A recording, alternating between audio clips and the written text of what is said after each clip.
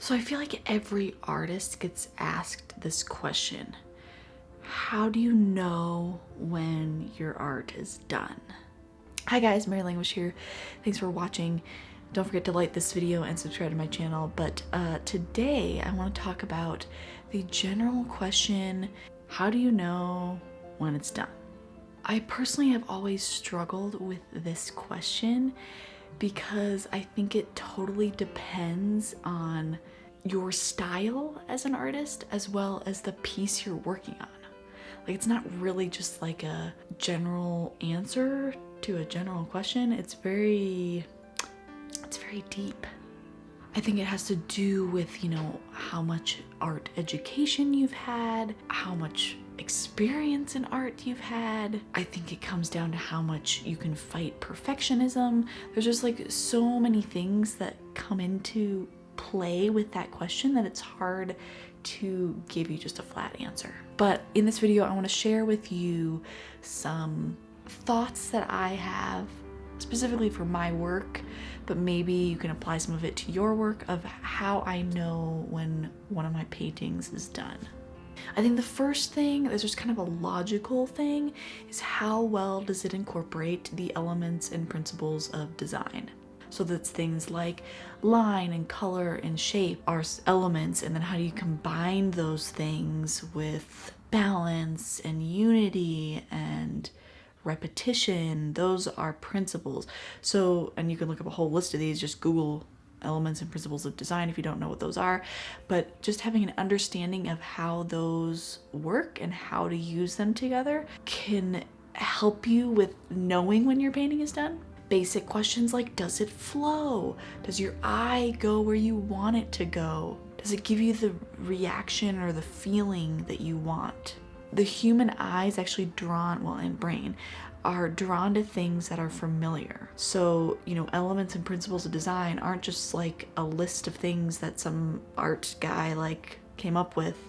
It's really stuff we see constantly around us in nature, and as humans we've used what we've seen in nature and put it into architecture, into art, into fabric design, into clothing. We've incorporated into things. We've incorporated into makeup and hair, and like all those things, those elements and principles of design aren't just design. It's literally the building blocks of our world. And so our brain and our eyes are familiar with those things. And so you can't get away from them. If you make a piece of art, you're gonna have a bunch of elements and a bunch of principles together. Same as if you give like a toddler a marker and let them color all over the wall, there's gonna be some elements and principles there. They don't even have to know them, they'll just appear, they'll just happen because, again, we're using the puzzle pieces and building blocks that our world's made on visually, and putting that into our art. But the trick is putting them in your art in a way that's like the way you want it to be, the way you want it to look, the way it can be the most balanced, or the ratios are right? The ratio of black to white in your charcoal drawing might just kind of appeal to you in a certain way more so than a different way, right? Based on the balance of those two things. Do you need to add more color? Does there need to be more unity within the color? Do you need to have some texture with some fabric, or those things that you'll kind of just have a gut feeling about and be able to add or take away from your art? Are lines too sharp? Do things need to be softened? Those types of things, when you have an understanding of how elements and principles work and have a little bit of training with just even what you're looking at, that can help a lot with knowing when your piece is done. Second thing is asking yourself, am I tweaking too many things? I know for me, if I start tweaking the shape of something, or this line to be a little bit wider, or this color to just be slightly warmer, or this shape to just be a little bit longer, those types of little things are called tweaking. And when you're doing too many of those, a little bit's okay. Sometimes things are necessary. Like if you're painting a building and that one wall is just not straight, fix it. But there's gonna be some things that you'll notice in yourself when you're doing it over and over and over again. You leave it on the easel, you're thinking, I might find something I need to fix.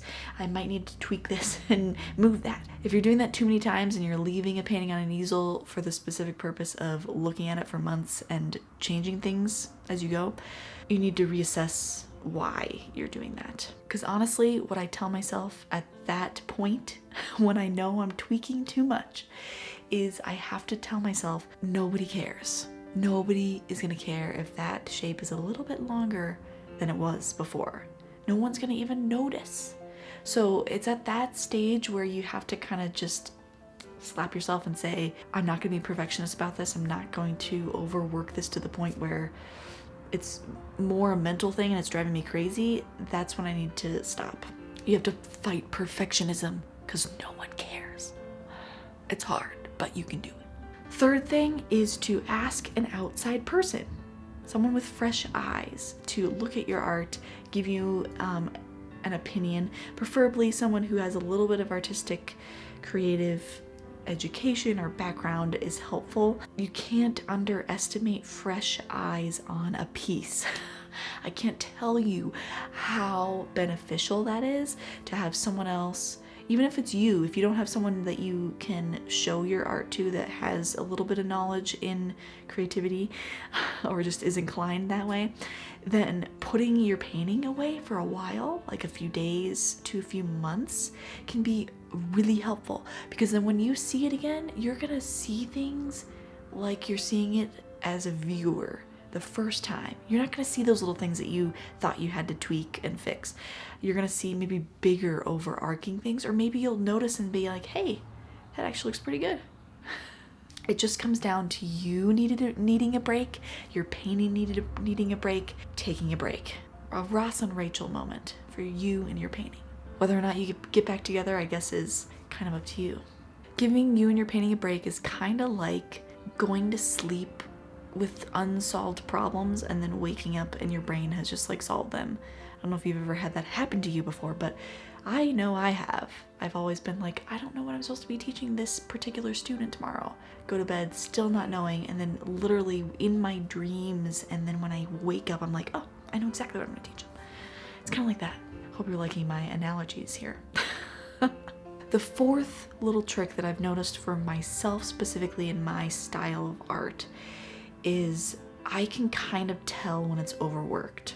Or I know that if I go farther, it's gonna be overworked. For me specifically, now this is very much dependent on your style and what kind of art you make, and you have to kind of have an awareness of what you want your art to look like and what you've liked your art looking like, and knowing what the opposite of that is, and knowing that when it gets to that point you're like, ooh yeah, that's not what I want. For me, it's definitely if it gets too structured and too fake and plasticky, too blended, too smooth, too rendered, that's when I know I've completely overworked it. But for like a digital artist, that's kind of what you're going for. Not all the time, but that might be something you are aiming for, is a more rendered, smooth, you know, dark to light transitions are perfect, edges are perfect. Whereas for me in my painting specifically, I do a lot of landscape, impressionistic type work, palette knife, messy brushes. Like, I don't want things to be refined and perfect. So I know that if I'm working too tight in an area, it's gonna end up looking like that, looking too structured. And so I know that that's when I need to stop. Like when the brush strokes get lost or the subtle color changes just turn into one big color, like those are signs to me that I know that it's getting to that point of overworking and I just need to stop. And I also know that if I reach a point where that has happened, but I know there's other things I need to fix at the same time, that's when you have to reassess. Do I start over? Do I call it done even though I didn't quite get to the intention I wanted, but it's still kind of my style and I'm liking that the colors didn't turn muddy? You know, like you have to kind of assess and weigh the pros and cons to where your painting or art piece is at that moment. And then my fifth piece of advice is when it just gives you that feeling, when it looks like your art. Are you excited about it when you look at it? Like, even if you didn't touch the little things that you need to tweak and change and fix, does it excite you? Does it get you excited when you see that and go, I painted that? And that looks like what I want to be painting. and I had fun painting that? Does it make you feel like it's your baby and it's your style? Then if so, you're done. Call it done. I firmly believe that if you've reached that point, that is a super clear sign that you need to put the brush down. You don't want to be overworking it at that point. You're going to just frustrate yourself. You're going to end up with a painting you don't like. To close out this video, I just want to say that there is this thing called, I don't want to end on a negative note, but I call it the curse of the artist, where as the artist, you're gonna always have art that you're not happy with, or that you're not like super overjoyed with. There's always gonna be those pieces, there's always gonna be those moments, there's always gonna be those parts in paintings that you're not as happy with. I think if you just come to terms with that reality sooner than later, you're gonna be happier as an artist. You're gonna be happier with your work, even if you're not happy with your work. You know, like there's this contentment with, you know, I created that, I put in my best effort, I don't want to overwork it. It looks like my style. Yes, it's got this and that going on weird, but you know, it's done. Just call it done. And I know it's easier said than done, but knowing that going into a piece of art, it's not going to be perfect, takes the pressure off. You know, you can kind of relax, you can kind of chill and be like, okay, I'm going to make this piece of art as best as I can and incorporate as much as I can to get that vision that I have in my head, but I know it's not going to be that exact vision. I can get close, but it's not going to be the exact vision, and that's okay. And just knowing that and accepting that is really all you need.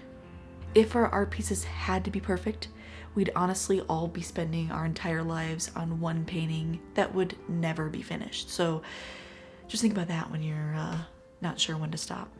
All right, guys, thanks for watching. If you liked this video, please give it a thumbs up. Share it with another artist that is also struggling with not knowing when to finish their art, and hopefully I can give them some helpful tips and tricks for their process. Don't forget to subscribe to my channel for more art content like this and encouragement like this for artists like you. So thanks, guys. Have a good one. Bye.